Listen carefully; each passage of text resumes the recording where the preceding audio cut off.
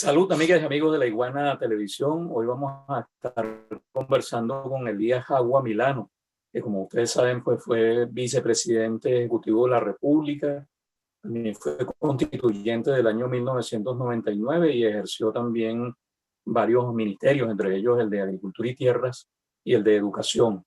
Y Elías acaba de publicar un artículo muy interesante en el cual habla acerca de la importancia que puede tener esta década que está comenzando. Bueno, hay toda una polémica sobre cuándo comienzan las décadas, si en el año 0 o en el año 1, pero en todo caso, este tiempo que está comenzando, de todo lo que resta hasta 2030, él lo considera un periodo en el que pudiera haber un reimpulso digamos, de las tendencias revolucionarias en el mundo, que como se sabe, se frenaron y retrocedieron en muchos sentidos durante estos últimos 10 años, ¿no? Entonces quiero comenzar, Elías, dándote las gracias por participar y también pidiéndote que nos expliques un poquito cómo es esa tesis, a qué se debe ese optimismo renovado en lo que puede ocurrir en esta década de los 20. Saludos, Global. Gracias por la oportunidad de participar en tu programa. Saludos a todo el equipo de la Iguana. Nosotros, digamos, como revolucionarios, si algo aprendí yo de Fidel Castro y de Hugo Chávez fue a ser optimistas, ¿no? En medio de las más grandes dificultades, solo un optimista puede pensar en transformar la situación, porque el pesimista se conforma y asume que esa es la realidad. En cambio, el optimista revoluciona, transforma, ¿no? Y de ahí esa convicción, ¿no? Basado, como lo explico en el artículo, en que siento que la humanidad en la primera década de este siglo XXI dio saltos importantes en la conciencia sobre temas como el ambiente, sobre temas de los derechos sociales, de los derechos a la diversidad, dentro de la igualdad, de los derechos al patrimonio común de la humanidad. En fin, como bien se señala, la primera década de este siglo fue una década ganada para el avance de la humanidad. Sin embargo, la segunda década entró en disputa, digamos, quienes se oponen a que se construya una sociedad auténticamente humana, y bueno, nos han llevado a la situación que yo allí describo, agravada además por la aparición de una pandemia que, como hace exactamente 100 años, en la tercera década, a finales de la segunda década del siglo XX, apareció en el mundo, ¿no? La mal llamada gripe española. Pero ese contexto en el que entramos ahorita, de amenazas bélicas por doquier, también está caracterizado por una contradicción clara entre las élites dominantes, que se acaba de expresar nítidamente en el conflicto en los Estados Unidos, entre una facción de la élite nacionalista, de dominación global, bueno, globalista, aperturista, y esa contradicción debe ser aprovechada positivamente por los revolucionarios y las revolucionarias para empujar, digamos, los principios, los valores que logramos demostrar que eran posibles en la primera década de este siglo.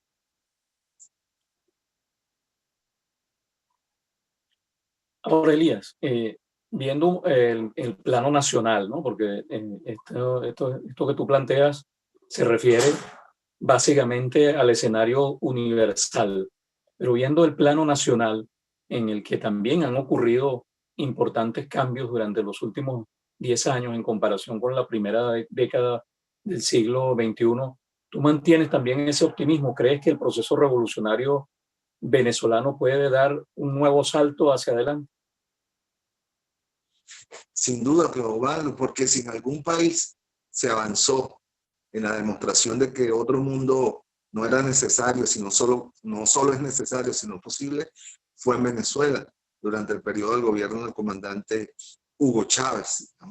Los inéditos procesos de democratización y participación popular, la ampliación de las libertades políticas y la sistemática consulta del pueblo a través de diversos procesos electorales, ya no solo para elegir autoridades, sino también para consultar leyes, proyectos constitucionales, la demostración de que solo el papel del Estado en la economía es capaz, digamos, de generar crecimiento, de generar distribución equitativa, la demostración de que todos los seres humanos podemos disfrutar de todos los derechos a los cuales como seres naturales y seres sociales tenemos acceso. Digamos, en Venezuela hay una semilla sembrada, una semilla portadora de futuro.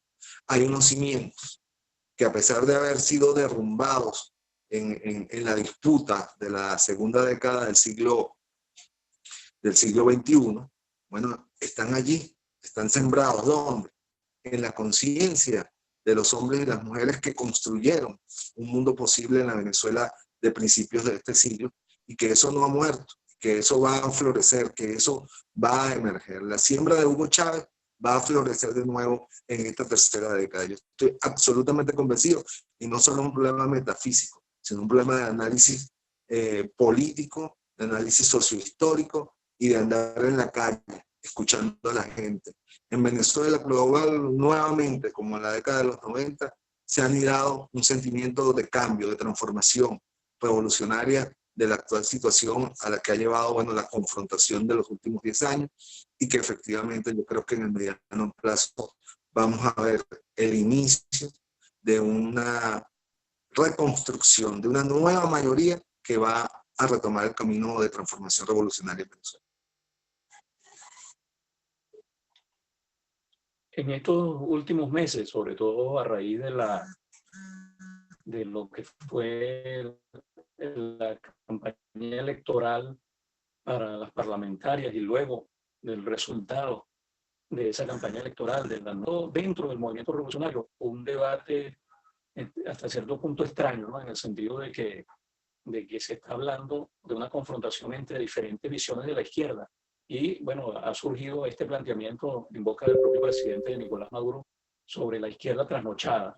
Tú que has estado, digamos, en una posición crítica, pero no en la misma actitud que otros exministros del gobierno de Hugo Chávez Frías frente a la administración de Nicolás Maduro, ¿cómo evalúas ese debate interno que está planteado? Bueno, Clodoaldo, yo con suerte siempre me ha acostado temprano, ¿no? A lo largo de mi vida estudiantil, yo prefería madrugar, y todavía me gusta madrugar, porque así uno ve el amanecer, y nosotros veremos un nuevo amanecer en Venezuela, democrático, popular, revolucionario. Mira, yo creo que el debate entre los revolucionarios debe estar basado en el respeto mutuo, ¿no? Yo creo que a la izquierda en general en el mundo le ha hecho mucho daño las descalificaciones personales, incluso las rencillas que llegaron a convertirse en odios personales entre dirigentes, ¿no? Desdibujando la profundidad de una diferencia programática, ideológica, táctica o estratégica. Yo creo que cualquier debate que se dé en el seno del movimiento revolucionario venezolano, de la izquierda venezolana, debe partir del principio del respeto mutuo, de la no descalificación, porque esas descalificaciones son muy peligrosas, ¿sabes? Y en los países del Cono Sur, en los gobiernos democráticos populares o incluso socialistas, estoy refiriéndome a Argentina, por ejemplo, y a Chile, las descalificaciones entre la izquierda sirvieron para abrir paso y dar argumentos a una derecha feroz, una derecha fascistoide que luego acabó con todos, ¿no? Acabó con todo. Yo creo que debemos aprender de la historia reciente de nuestra América Latina y no caer en esas descalificaciones, en la banalización de la crítica y de la autocrítica, en la cacería de brujas. Todo eso es muy peligroso, muy peligroso. Y yo de verdad, como militante revolucionario, como militante de la izquierda venezolana, llamaría a todos los compañeros y compañeras a que demos un debate. Por supuesto que sí han aflorado y tienen que aflorar claramente diferencias en el seno del chavismo y del movimiento revolucionario venezolano. Los fundamentos programáticos que sustentan la revolución bolivariana han sido de alguna manera,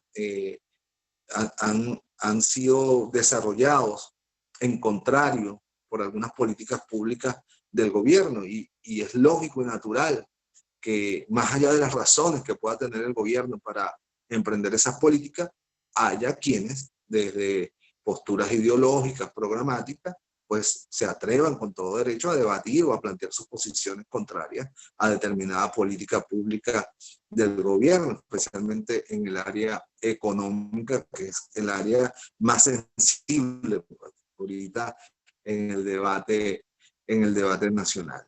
Yo creo que hay que administrar democráticamente las contradicciones. Hay que administrarlas con madurez, con sentido patriótico y sobre todo pensando en el pueblo. No podemos caer en una disputa de élites esclarecidas de un lado, de otro, dentro del movimiento revolucionario, cuando hay un pueblo que lo que espera es que los dirigentes revolucionarios construyan las soluciones para abordar los temas como el salario, como los servicios públicos, como la tranquilidad de la familia venezolana tras largos años de confrontación total contra el imperialismo.